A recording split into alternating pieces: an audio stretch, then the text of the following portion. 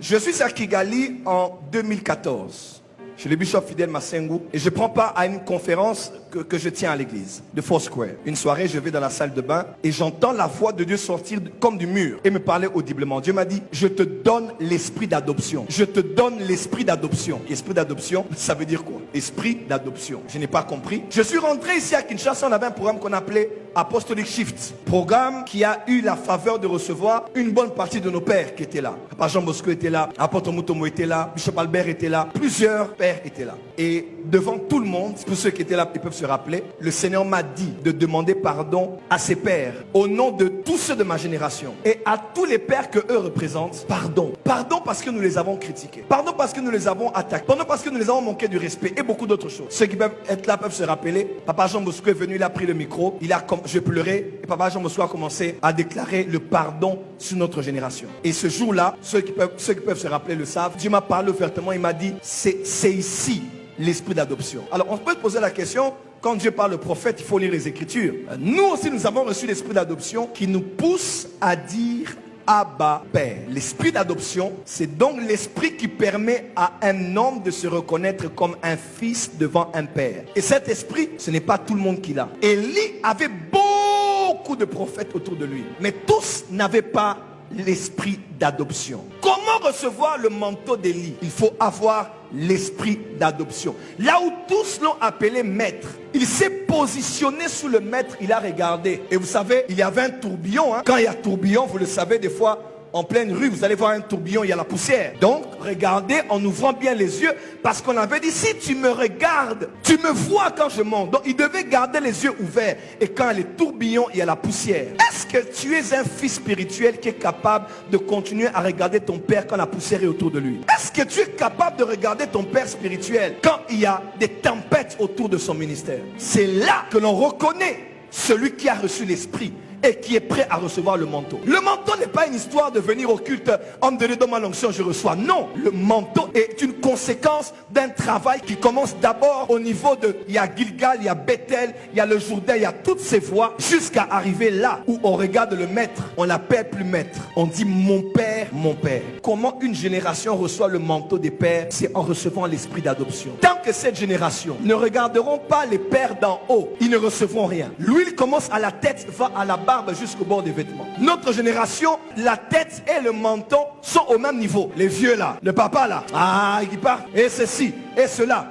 C'est pour cela que les gens ne reçoivent pas la grâce de Dieu. L'esprit d'Élie, c'est l'esprit qui ramène les cœurs des fils vers les pères et des pères vers le fils. On reçoit un manteau lorsqu'on s'est appelé un maître père. Est-ce que nous considérons nos aînés comme nos pères?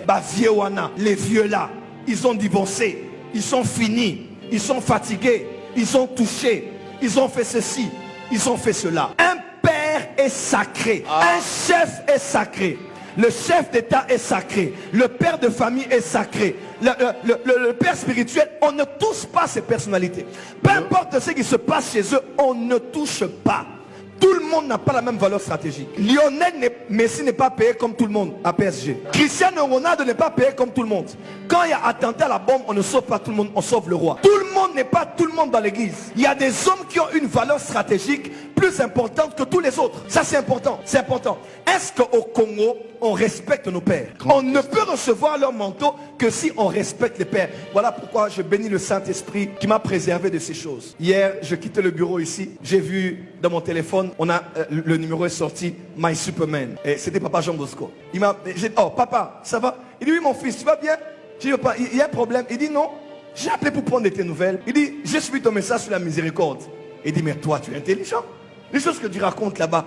Il dit, bon, bonne nuit, je vais dormir. Je voulais juste t'entendre et te bénir. J'ai dit, waouh. Et c'est comme ça que je vis avec les pères. Je ne les fréquente pas tous les jours. Je ne suis pas leur fils spirituel direct. Mais partout où les pères sont, j'ai appris à les honorer. Pourquoi? Parce que je connais ma responsabilité dans ce pays. Même si ce n'est pas ton père spirituel, mais tu te rends adoptif. Donc tu t'identifies à un nom pour dire, c'est notre père. L'apôtre Mutombo Kalombo, c'est notre père. Papa Kelani, c'est notre père. Papa Alfushima, c'est notre père. Le patriarche Roland Dalo, c'est notre père. Parce que ce sont nos pères Abraham, Isaac et Jacob. Notre génération risque de rater le manteau si elle ne sait pas se connecter au Père. Pourquoi il y a beaucoup de rébellions dans les églises? Pourquoi il y a beaucoup d'insultes sur les pères spirituels? Écoutez-moi, ce n'est pas un petit problème.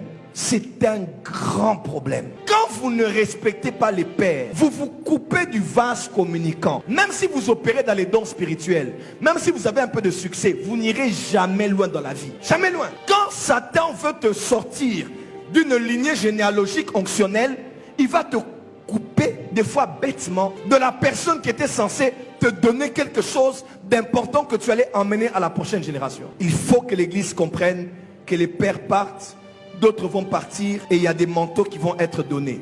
Seuls ceux qui vont regarder les pères, les regarder, malgré tout ce qu'ils ont connu, dire: tu es notre père, tu es celui qui a commencé. L'archbishop Coutinho Fernando était en prison. J'étais allé le rendre visite. À genoux, j'ai enlevé mes chaussures. Avec mon offrande, il m'a béni.